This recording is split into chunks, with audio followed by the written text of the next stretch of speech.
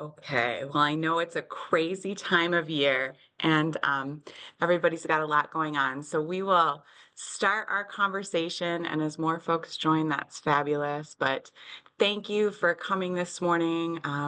We are really glad to be together and just share a little bit more about what we're seeing in our work and kind of some of the innovative partnerships that we're thinking about for the future, too. So, wanted to start just by talking a little bit about what we're seeing broadly in terms of food shelf visits. And I know some of you on the call are doing direct food shelf work, distributions, or volunteering in the community. So many of you are so familiar with what we're seeing in terms of trends, but we are seeing food shelf visits continue to rise. So we don't have 2024 data done yet. But what we are seeing is that we are on pace for almost 9 million visits to food shelves. So probably up between 1 and 1.5 million visits from last year. Oh, and I forgot to mention, we will have a little time for questions at the end, so feel free to put questions in the chat if you think of them.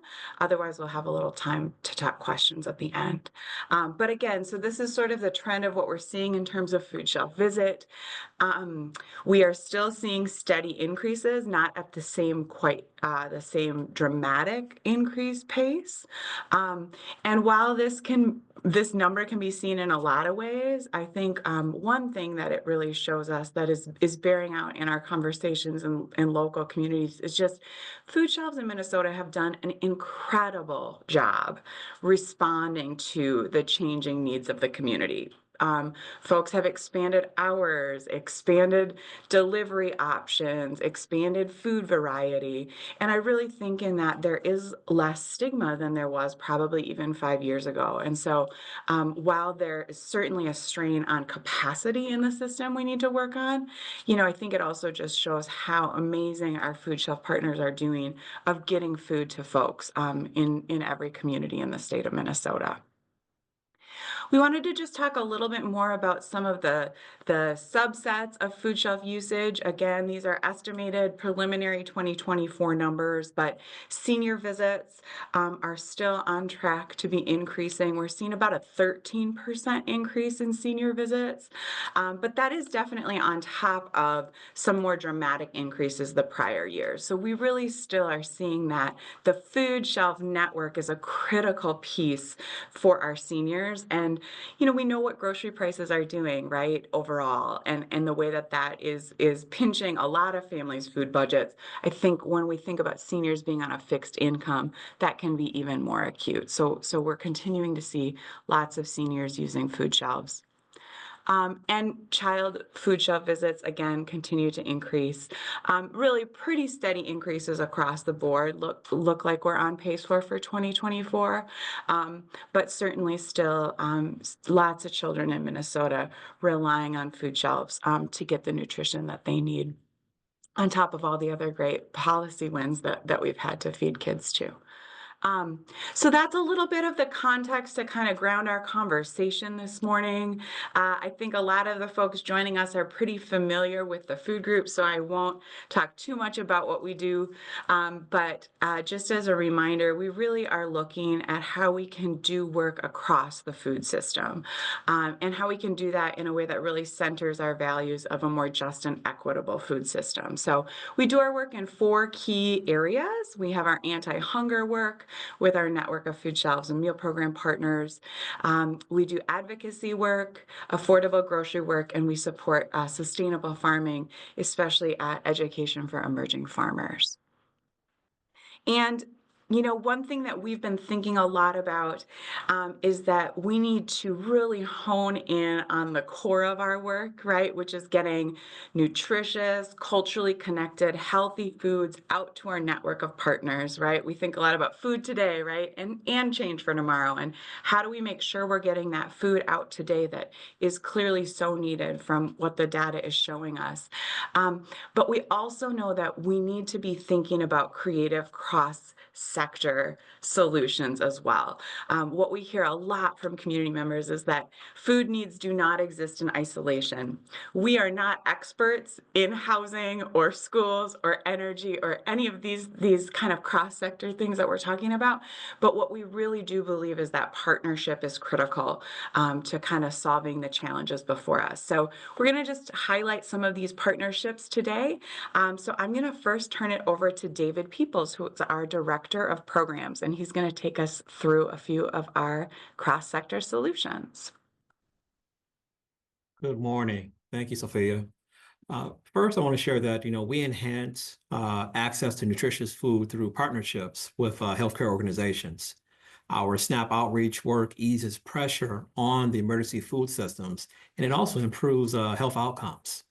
Our SNAP RX program addresses food insecurity among patients at Minnesota hospitals and clinics by connecting them with SNAP and other food resources.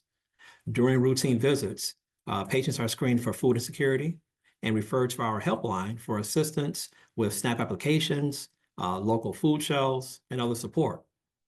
Now, we receive over 20 referrals per month from clinics and health systems such as Health Partners, Allina, and Children's. In 2023, our helpline staff handled 3,925 referrals through SNAP RX. Next slide. Another way that we partner with healthcare is to make nutritious food more accessible through our affordable grocery programs. One example is our Fairview partnership. There, we have physicians that provide $80 vouchers to food insecure patients. And those vouchers are redeemable at over 50 Twin Cities mobile markets or our Fare for All sites also. Clinic staff will help patients find the most convenient grocery sites, including our Twin Cities mobile market that's located in the Rice Street Clinic. And that propane powered bus is right there in their parking lot. Patients can buy anything that they need for their health. And the program has grown considerably. Now, we've had over 200 patients redeem vouchers in just the last month. Next slide. Now, next, I want to talk a little bit about our housing partnerships. We partner with housing organizations to bring nutritious food directly to high-density urban neighborhoods. Now, just as redlining is affecting housing, it also impacts grocery store locations also. We collaborate with housing partners to address this issue. 26 of our 27 TCMM sites are at affordable housing complexes. One example is our Crest TCMM site. Now, that was launched back in February 2024 in Brooklyn Center. It was created to try to address that local neighborhood's loss of a big box grocery store. That site serves both seniors and families with children. Thank you so much. I'm going to pass it on now to Kazua Berry, our farm director. Thank you, David. Next slide. Oh, no, this is the slide. Sorry. My computer is really slow. Outside of not just housing as a thing that children need to thrive, children also need access to healthy foods to learn and thrive, and many eat most of their meals at school. So the monumental passing of universal free meals in Minnesota schools led to an overall increase in kids eating meals at school last year. On average, the Universal Free Meals program saved families $1,000 per student, and over 150 million meals were served. Next slide. Through one of the food group's sustainable farm programs, Big River Farms, where we provide land-based training and education for farmers, we partner with Minneapolis Public Schools Farm to School program to help ensure school meals are made up of the nutritious foods that students need to grow and learn. Mario Alvarez is just one of many farmers at Big River Farms who participated in the program last year.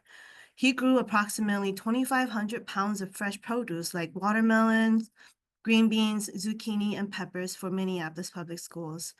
Farm to School is an opportunity for students to learn about Minnesota farmers and experience firsthand the difference of eating fresh and local foods. One student, Lewis, from Minneapolis Public Schools said that it tastes better, and I really like the carrots. Farm to School partnership also helps secure market opportunities for farmers like Mario as they grow their sustainable farm businesses. When we spoke with Mario about the impact of this program as a market for his farm business, he said, "If I didn't have access to sell through this program, it would be very difficult to find markets." And this is the same notion that a lot of farmers that we work with have in terms of market access and support. Next slide. As we look ahead towards the long-term sustainability of our food supply, we are partnering with energy companies to brainstorm creative solutions to combat climate change and support emerging farmers in securing affordable farmland. We have just closed out our second year of our AgriSolar pilot project with US Solar, located in Sherburne County at their US Solar's Big Lake site, and have began the planning phases for next year. AgriSolar, or some of you might be familiar with the term agrivoltaics, is a dual practice of farming between and around solar panels. Our project explores growing fruits and vegetables beneath the panels. This opportunity can greatly expand land access for emerging farmers and create more climate-smart local food systems. When we can, we also source from these farmers for food shelves and meal programs. This past season, we've partnered with the Big Lakes Food Shelf to donate the veggies such as cilantro, beans, tomatoes, radishes, and Swiss chard that were grown there. Next slide. We wanted to talk about one of the farmers that is farming at this site. Her name is Lillian, and she is one of the emerging farmers who now has access to more land to scale up through our pilot project. She is farming on limited land space in Lino Lakes, and farming at Big Lake also provides more space and opportunities for her and her family to grow more things for her and her family and her community. She grew up in Kenya, where farming was a way of life for her family. Farming is not only her livelihood, but also her passion. Lillian said, "From a young age, I learned the art of farming from my parents, which ignited my passion for growing food. I take pride in selling my fresh produce directly to my local community. Farming connects me to nature and allows me to give back to the community by providing healthy and organic foods." These are just some ways in how we support our local farmers in building a more sustainable food system. I'm going to pass it back to Sophia. Great. Thank you. So the last kind of cross-sector partnership we wanted to highlight is just with government. And, this one is really key as we think about our mission to kind of fight hunger and nourish our community. That there's such a key role for governmental partnerships to play in this work. So we are in regular conversations with lawmakers and folks in state government and other decision makers just about how can our public policies better support the super important work that's happening on the ground in local communities. One of the ways we do this is that we convene the Partners to End Hunger Coalition. It's made up of a lot of different nonprofits, food shelves, other people in the food space, healthcare folks, probably many of whom are on the call this morning. And we really create a state level agenda of what are the policies that we could consider here in Minnesota that would remove barriers to food access for folks in our state. And those policy ideas are very heavily informed by a lived experience cohort that some folks on our team facilitate. That's made up of people who have experienced or are experiencing hunger and food insecurity. And we know that the best ideas, right, are from the folks who are closest to what's happening on the ground. And so lived experience cohort members share their stories, their perspectives, and really concrete policy ideas that they want to have kind of be considered in the Partners to End Hunger Coalition space. And so that group meets with lawmakers and decision makers throughout session. Session will be starting here soon, and then tries to mobilize an even bigger group to come together in March for Hunger Day on the Hill. And hope many of you will come to that event. Really, it's a moment to remind state level lawmakers that hunger is still a real issue in our communities and that there's more we can do together. So in addition to our state level work, we have partnerships with state agencies, whether it's working with the Department of Agriculture to support support emerging farmers, or working with folks from the Department of Children, Youth, and Families to get food shelf funding out to food shelves through the Minnesota Food Shelf Program. Our cross-sector partnerships with governmental agencies are really critical to providing additional support to our network. And then we look at federal policy too, and understand the really crucial role that federal nutrition programs play in getting folks in Minnesota the food they need. So specifically, we think a lot about SNAP. We've been working hard on that as there's more conversations about a potential new farm bill. And for those of you who might not be as familiar with SNAP, it used to be called food stamps. And for every one meal that is distributed by our amazing Hunger Relief Network, which we talked about here at the top of the presentation, SNAP provides 9 to low-income households in our state. So it is just a really critical infrastructure, and protecting and even expanding SNAP is a really key priority for us as well.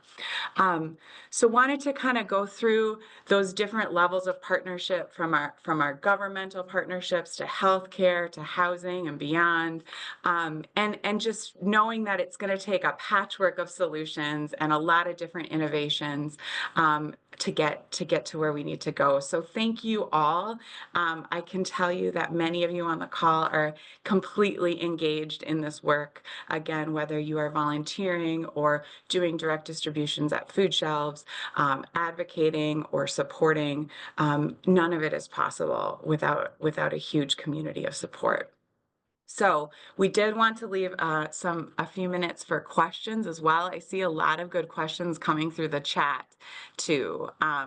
So one of the questions that I see right away is just how do people get involved with Partners to End Hunger or some of the other advocacy work around Hunger Day on the Hill? So I would say check out our website for sure. We have a Get Involved section that links to our Voice of Hunger network, where you can get action alerts throughout session as we get clear if there are specific times to mobilize.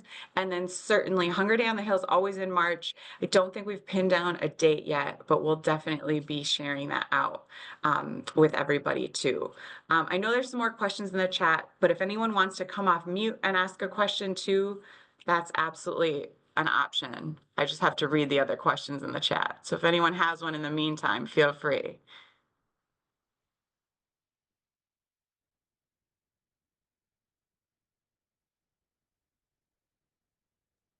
I just want to say Aubrey asked a really great question about the farmers applying to the AgriSolar site. So we are actually looking for 6 to 8 more farmers this year. We have about 2 farm teams, and Lillian is part of one of those farm teams, farm families, we should say. But we are open. Our application process is open right now. We did have, quite a bit of people who did start applying, and we are doing more phone interviews. So I just typed in my email, but I just saw that I typed it wrong. So I'm going to retype it. And please reach out to me if you are interested in farming there. Farmers who might be interested. Please just shoot me a note, and I can send you language and more about that program so that you know how to share it, or you can connect people to me, and as well as Sarah Wutat, who is the farmer contractor that is working and assisting in execution of this project. Thank you. And the AgriSolar project is this really exciting and very cross-sector partnership that, sometimes these come from like phone calls out of the blue, right? So a solar company ended up calling Kazua and just saying, hey, we've got some land in between solar panels. And so, I think the really promising about could that be a broad land access opportunity for emerging farmers? It's really exciting and still a lot to learn, but we're looking for farmers who can help us not only try it out, but also give really good feedback about what works and what doesn't, and how could we consider, right, that who's a good fit for this possibility. But land is really, really expensive. And so we hear from a lot of our emerging farmers, it's just not possible to purchase their own farmland. So AgriSolar is a really promising possibility that we're very excited about.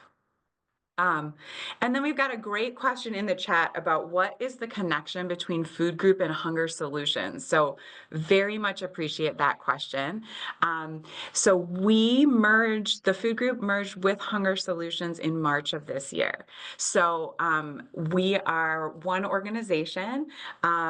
We work, our staffs have completely come together to really think about how do we incorporate the really strong advocacy work that Hunger Solutions has led for so long, in addition to the really great grant making that they do statewide for food shelves, with the work that the Food Group does, and what is the ways that we can use our direct programming to inform policy and vice versa. And then Kazua, I see another question in the chat from Bill about geographically which farmers are we working with? So we actually work with farmers throughout the whole entire state in terms of providing technical assistance. But for programmatic purposes, like our biggest thing is really making sure that farmers can actually drive and have time to come to the spaces. So our Big River Farms program is located in Marina, St. Croix. It's north of the Twin Cities. It is, I should say like northeast, and it's towards Stillwater. It's about 45 minutes one way. And then our Agri-Solar site is in Big Lake, Minnesota, not to be confused with Big River Farms. It's in the opposite direction. It is more like northwest. It's in like Elk River area towards St. Cloud. And those, we intentionally had them in different geographic locations.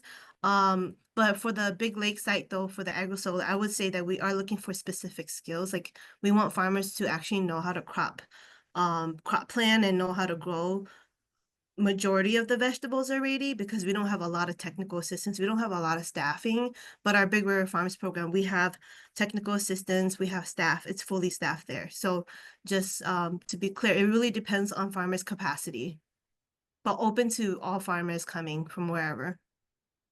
Yes, thank you. And I noticed a great comment in the chat just around like the opportunities to build more rural connections between farmers and food shelves, and link those kind of that local food energy in rural communities too. And I agree. I think it's something we haven't done a lot of, but are certainly open to partnering and thinking more about that.